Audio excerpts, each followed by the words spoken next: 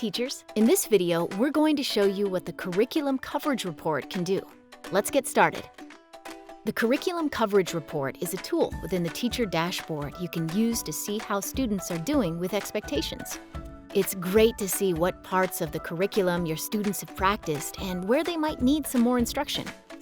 After logging into your teacher dashboard, click on the Reports tab and then click on View Report under Curriculum Coverage. The next page will show you the different domains that your students have answered questions for.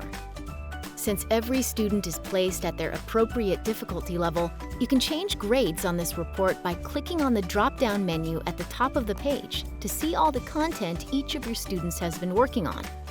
Use the arrow next to each domain to see the expectation within them. You can then use the arrow next to each expectation to drop down a step further and see the skills your students have been practicing in Prodigy. Within the skill, you can see which students are struggling to understand the concept and which have already mastered it.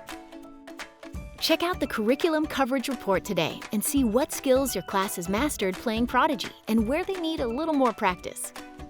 For more Prodigy tips and tutorials, make sure you subscribe to our channel and click the link in the description below to visit our website. Thanks for watching.